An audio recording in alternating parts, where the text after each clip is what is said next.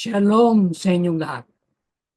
Siyang naninirahan sa tirahan ng kataas-taasan ay mananatili sa lilim ng makapangyarihan. Sasabihin ko sa Panginoon, aking muog at aking kanlungan, aking Diyos na siya kong pinagtitiwalaan. Awit 91, 1 at 2. Welcome po sa Good and Faithful channel dito sa YouTube. Dalayan kong maging pagpapala ito sa iyo tuwing ikaw ay magbubukas at manunood.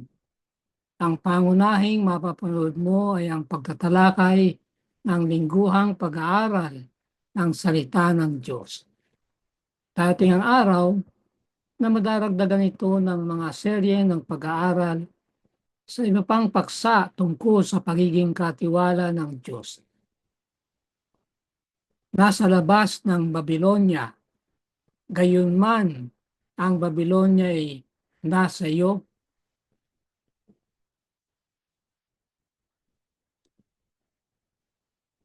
Mga alusyon, larawan, simbolo. Paano pag-aaralan ang propesiya ng Biblia? Bago tayo pumalaw, tayo manalangin muna tayo. Ang ating panalangin ay mula sa awit 13:3 hanggang 6. Panginoon naming Diyos, bigyan niyo kami ng pansin. Sagutin niyo ang aming dalangin. Ibalik niyo ang ningning ng aming mga mata. Panginoon, naniniwala po kami na mahal niyo kami. At kami ay nagagalak dahil iniligtas niyo kami. Panginoon, aawitan ka namin dahil napakabuti niyo sa amin mula pa noon. Amen. Pang-apat na leksyon, ang mga bansa, unang bahagi. Ang ating susing talata ay mula sa Daniel 7:14. Binigyan siya ng kapangyarihan, kalwalhatian at kaharian upang ang lahat ng mga bayan, bansa at mga wika ay maglingkod sa kanya. Ang kanyang kapangyarihan ay walang hanggang kapangyarihan na hindi lilipas at ang kanyang kaharian ay hindi mawawasak. Nagpapakita sa atin ang aklat ng Apokalipsis ng mga solusyon ng Diyos para sa makasalanang sanlibutan. Ang Apokalipsis sa ilang paraan ay kabaliktaran ng aklat ng Henesis. Ang isang susing issue sa dalawang Daniel at Apokalipsis ay makamundong gobyerno, isang pagkakasunod-sunod na mga pagtatangka ng tao upang kontrolin ang isang planetang nararapat na pag-aari ng Diyos. Marami sa malungkot na kasaysayan ng katauhan ay puro mga salaysay ng trahedyang dala sa atin itong mga bagong sistema at lalala pa ito. Muli ay tatlong paghahati ng leksyon. Una, bumibilis ang rebelyon. Ikalawa, sagot ng Diyos, unang bahagi, at ikatlo ay ang pangalawang bahagi. Sa una ay titingnan natin si Nimrod at ang Ninive. Sa ikalawa ay dalawa ang tatalakayin, ang pagtawag kay Abraham at naibigay ang hinihingi mo. Sa ikatlo ay dalawa pa rin, ang mga pinuno ng mga hintil at isang ilaw sa mga hintil. Unang pagkakahati, bumibilis ang rebelyon at tatalakayin si Nimrod at ang Ninive. Genesis 8 hanggang 10 o 11. Naging anak ni Ko si Nimrod na siyang nagsimulang maging makapangyarihan sa lupa. Siya ay makapangyarihang mga ngaso sa harap ng Panginoon. At ang simula ng kanyang kaharian ay ang Babel, ang Erek, ang Akkad, at ang Kalni sa lupain ng Shinar.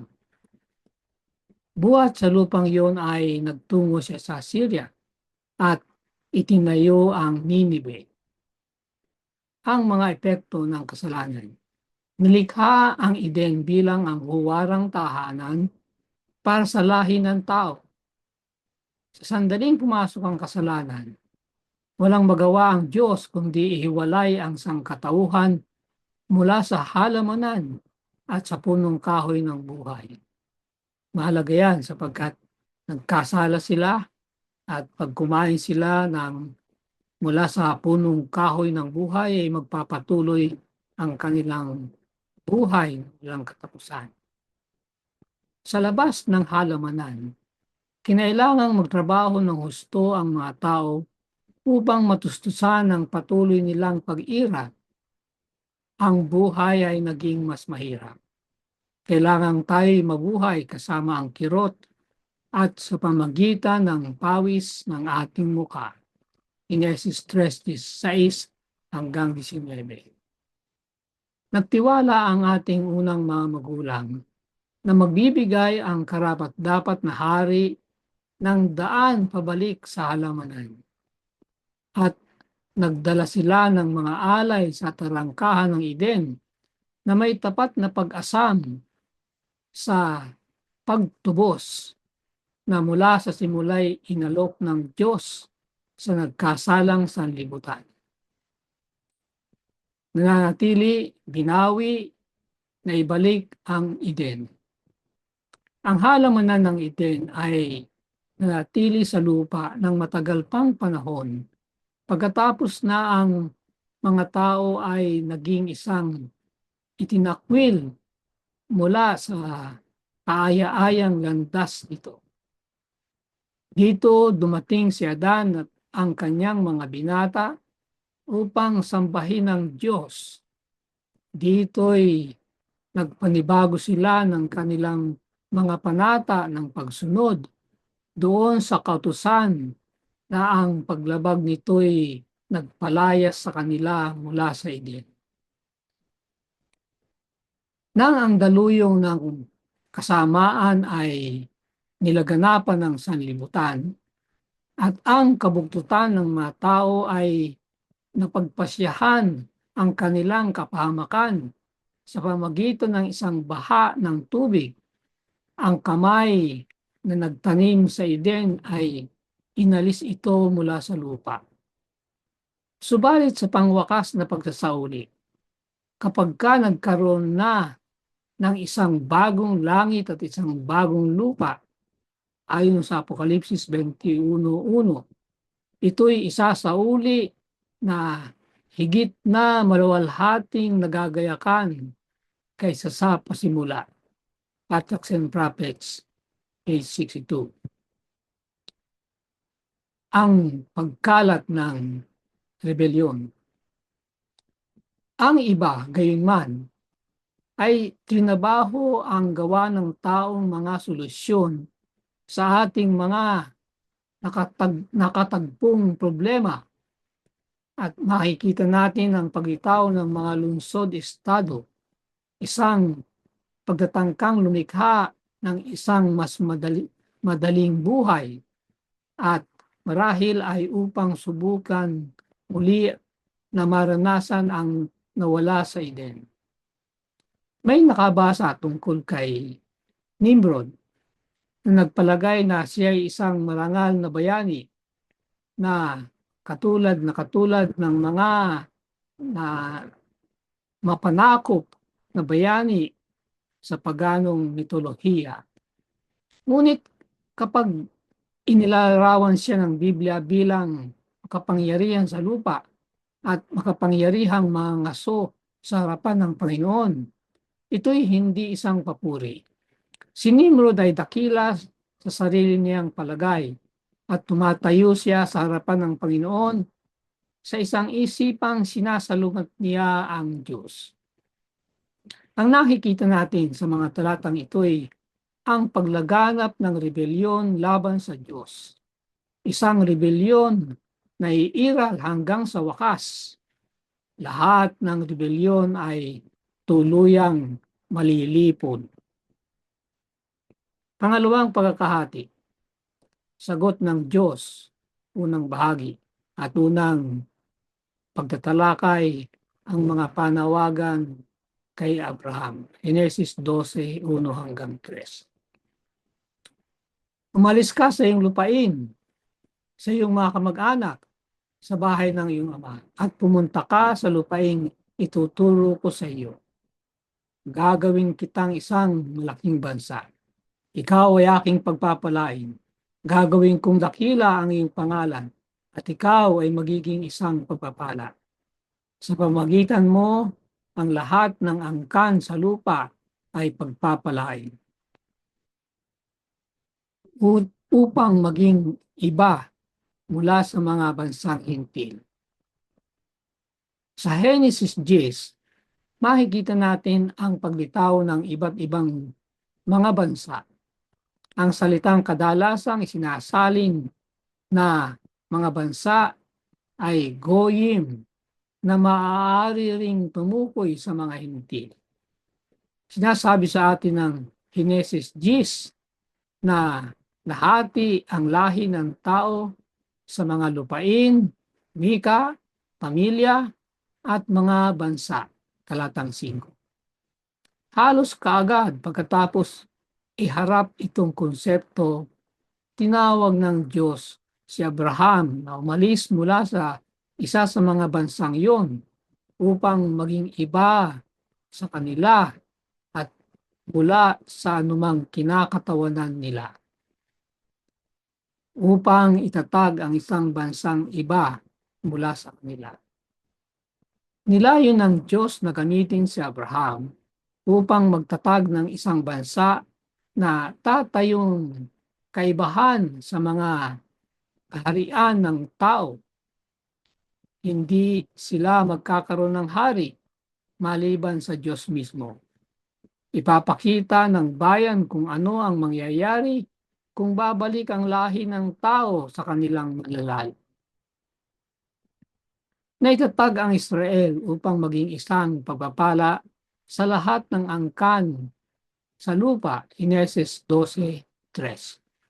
Ibinuhos ng Diyos sa mga Israelita ang mga liwanag at pribilehyo na hindi pa nakikita sa mundo mula marahil bago ang baha. Upang maging isang saksi sa karakter ng Diyos. Ito'y isang hindi nag-iisang sumasaksi sa isang nag-iisang komunidad. Ito'y isang buong bansa na sa pamamagitan ng pagkakasama-samang paggawa at sa pakikipagtulungan sa Diyos, maaaring itanghal ang kalwahatian ng kanyang karakter. Pansinin din na sa mga salitang ito'y hindi lamang mga alituntunin at mga batas na naibigay sa kanila ng Diyos na ginawa silang napaka-katangi-tangi, kundi ang kanilang pagsunod sa mga ito na magiging sanhi na sasabihin ng ibang bansa, tunay ang dakilang bansang ito'y ay matalino at may pagkaunawa. Deuteronomio 4:6.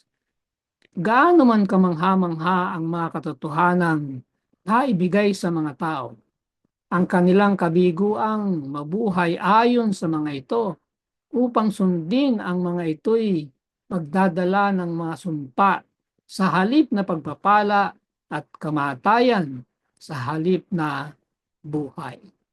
Kaya napakahalaga na anumang katotohanan ay makita sa buhay ng mga anak ng Diyos sapagkat yan ay ang pinakamataas na paraan ng pagsaksi.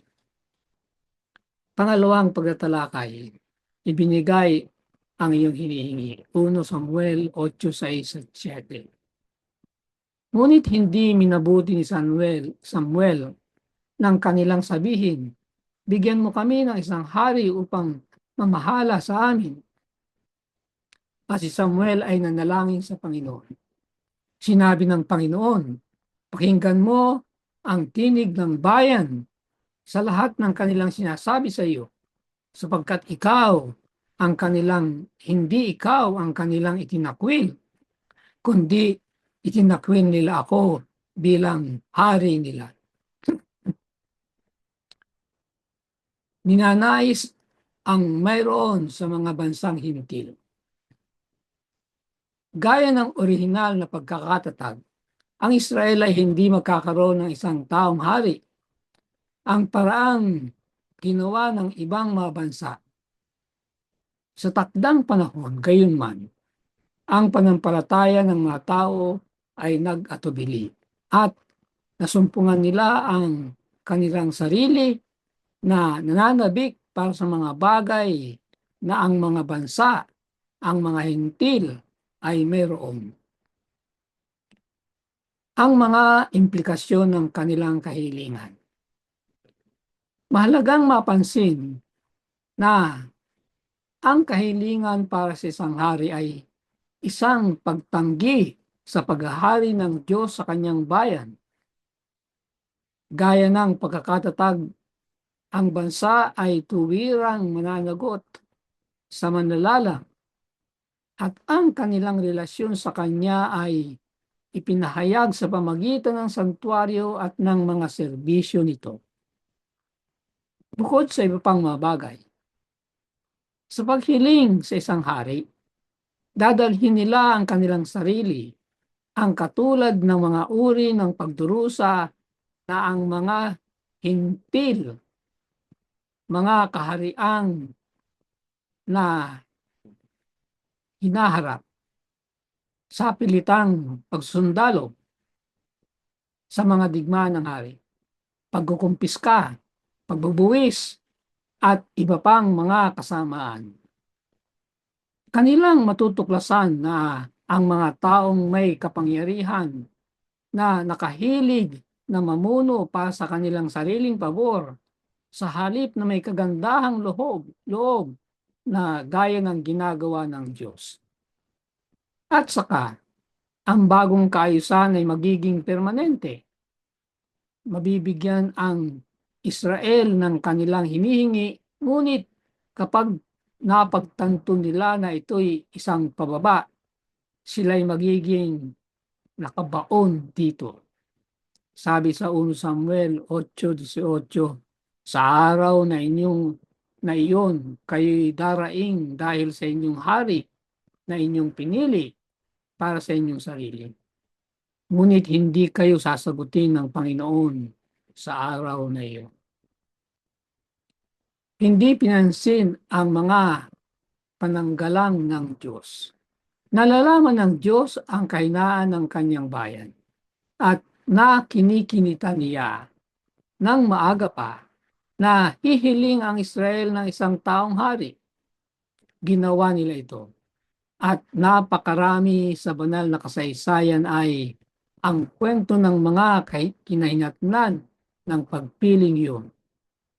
Pansining hindi sinabi ng Diyos, magbibigay ako ng isang hari, kundi sa halip, nagpasya ang kanyang bayan na nais nila ng isa.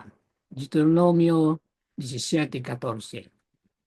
Inilagay sa lugar ng Diyos ang mga pananggalang upang maingatan ang kanyang bayan mula sa kasamaan ng pamamahala ng tao. Bagaman, gaya ng pinakita ng kasaysayan ng mga bansa at ng mga hari nito, madalas na binabaliwala ang mga sanggalang. Simpleng tingin ang kasaysayan ng Israel pagkatapos na magpasya silang magkaroon ng isang hari upang makita kung gaano kasama ang mga bagay para sa kanila sa ilalim ng mga haring ito. Siyempre, bagaman may mga hari na mas mabuti sa iba, kahit ang mabubuti ay nakagawa ng mali.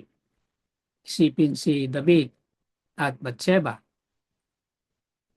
Nabuhay ang bansa sa ilalim ng pamamahala ng sunod-sunod na hari na gumawa ng masama sa paningin ng Panginoon.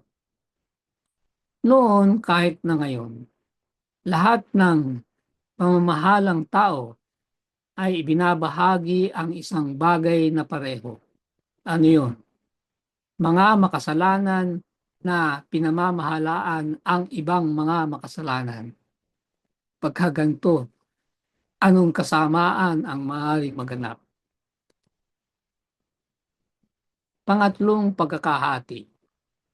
Ang sagot ng Diyos, pangalawang bahagi. Unang pagtatalakay, ang mga pinuno ng mahintin. Mateo 20, 25, 26. Ngunit tinawag sila ni Jesus at sinabi sa kanila, alam ninyo na ang mga pinuno ng mga hintil ay nangingibabaw na Panginoon sa kanila. At ang mga dakila sa kanila ay gumagamit ng kapangyarihan sa kanila. Hindi maaaring magkagayon sa inyo, kundi ang sino man sa inyo na nagnanais maging dakila ay kailangang maging lingkod ninyo.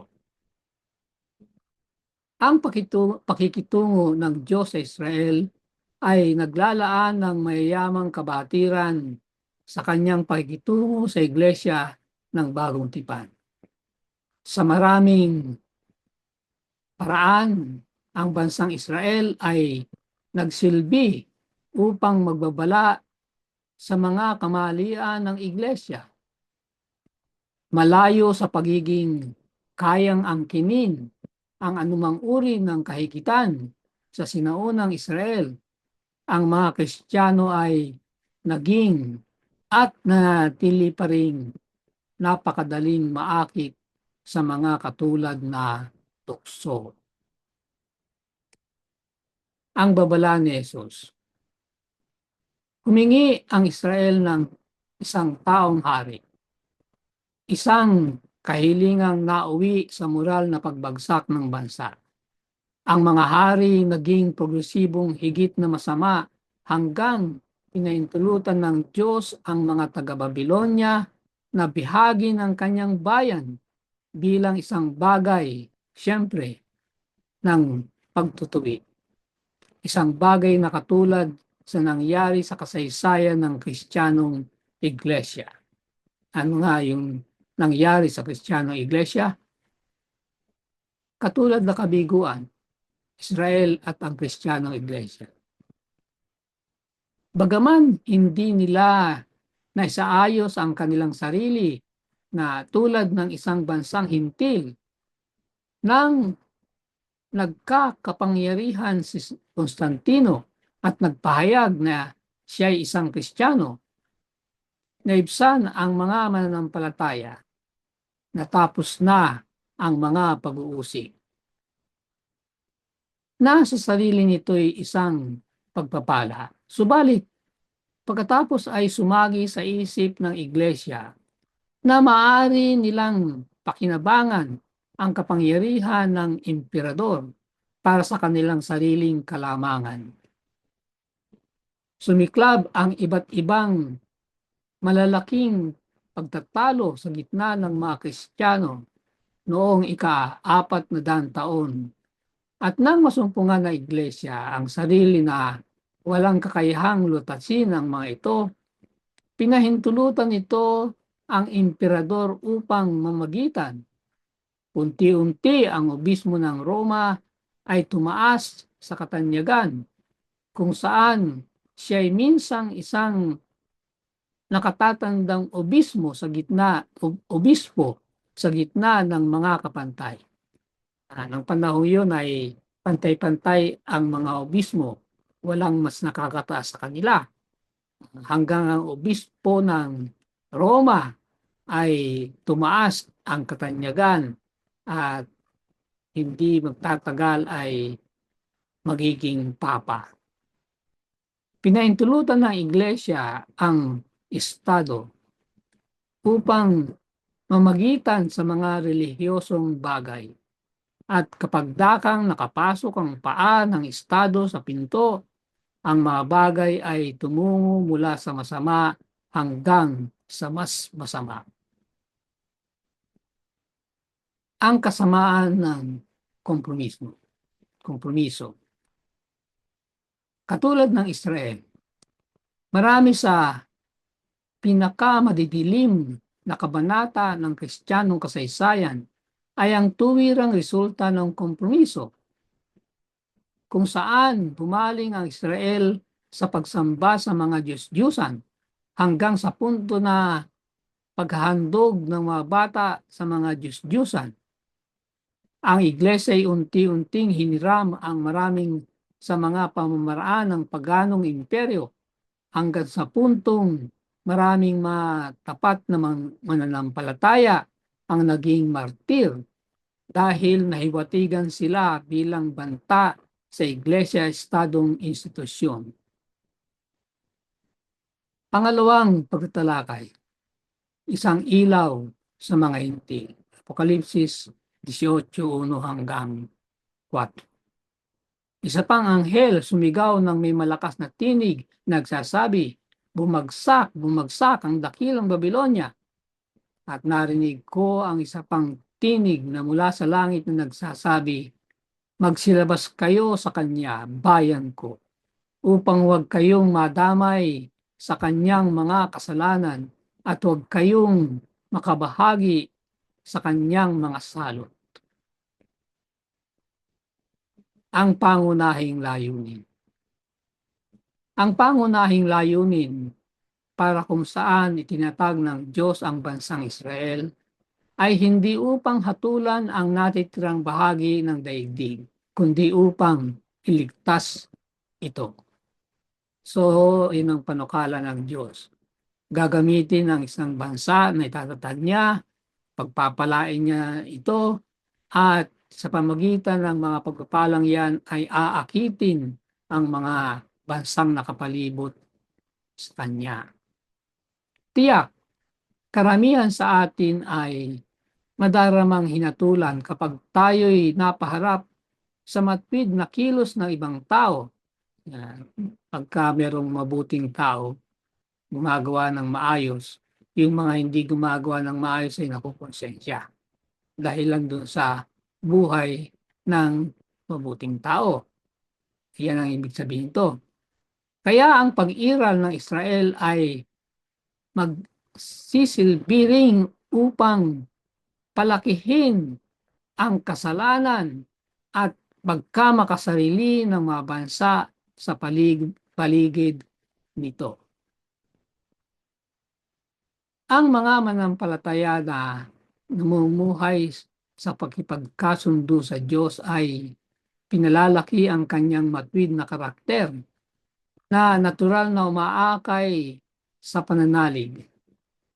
Ang pinakamabuti, ang buhay ng mga taong tumutupad sa mga utos ng Diyos, Apokalipsis 14:12, ay dapat itanghal ang kanyang karakter. So, yun ang pinakamataas na uri ng pagsaksi. Ang karakter ng Diyos ay nasasaksihan sa karakter ng tao na binago ng kapangyarihan ng banal na Espiritu ayon sa pagsuko ng tao sa Kanya. Kung nagawa ng mga Israel ang ipinagagawa sa kanila, ang mga bansa ay lalapit sana sa kanila na may kapayapaan, naghahangad upang malaman ang higit tungkol sa kanila at sa kanilang Diyos. Ngunit ang kalunos-lunos ay gaya ng ipinakita ng pagkakabihag sa Babylonia. Ang mga bansang ito'y dumating upang makipagdigma sa halip. Imbis na dumating sila na may kapayapaan, ay digmaan ang nangyari. Ang pangwakas na layunin para sa pagkakatatag ng bansang Israel ay katulad ng layunin ng Diyos sa pagtatatag ng iglesia. Inaasam niyang gamitin ang kanyang bayan upang mapalapit ang mga makasalanan patungo kay Kristo. Ang panawagan ng mensahe ng tatlong anghel ipinadala sa pamagitan ng kanyang iglesia ay lumabas. Hindi sa ilang pinili kundi sa mga naninirahan sa lupa sa bawat bansa, lipi, wika at bayan. Apokalipsis 14:6. Nakinikinta ng Apokalipsis 18:1 na ang buong daigdig ay maliliwanagan ng kaluwalhatian ng Diyos bago sa pagbabalik ni Kristo. Ang nilalayo ng Diyos na papel para sa kanyang bayan. Tingnan natin ang tatlong talata. Bilang 14:19, idinadalangin ko sa iyo, hayaan mong ang kapangyarihan ng Panginoon ay maging dakila ayon sa iyong ipinangako. So ito ang unang papel ng mga anak ng Diyos, ang idalangin ang kaligtasan ng kanyang kapwa. Isaiah 42:6. Ibinigay kita sa bayan bilang tipan, isang liwanag sa mga bayan. Ito ang ikalawa. Liwanag sa mga hintil. Ang liwanag ng Panginoong Hesus, ang tunay na liwanag, ay sasalaminin ng mga anak ng Diyos para sa mga hintil. Ikatlo, Apokalipsis 18:4. Magsilabas kayo sa kanya, bayan ko. Tayo bilang isang iglesia na wala sa Babylonia ay magagamit ng Diyos para tawagin ang bayan ng Diyos na nasa loob pa ng Babylonia. Subalit, paano natin magagawa ito kung nasa labas nga tayo ng Babylonia, ngunit nasa loob naman natin ang Babylonia? Ang pangwakas na pagtatanghal ng karakter ng Diyos ay si Jesus, ang nag-iisang tao na buong sakdal na ipinakita ito. Ngunit ang kanyang sakdal na halimbawa na tiyak na nagdala ng pananalig sa mga puso ay nilalayon bilang isang paanyaya. At sino ang magdadala ng paanyayang yan? Ang bayan ng Diyos. Huling salita. Ano-ano ang mga paraan na ang mga ganito ring mga tukso ay maaaring magsapanganib sa integridad ng ating panampalataya? Nakaayon sa katanungang ito, hindi ba lahat tayo'y nasa panganib? Lalo na habang tumatagal tayong naririto na isinasantabi ang mapagpakumbabang kasimplihan ni Kristo at ng mga alagad para sa karangyaan, kapangyarihan, mga papuri at tukso ng sanlibutan. Kung sa isip natin hindi, niloloko natin ang ating sarili. Amen at amen.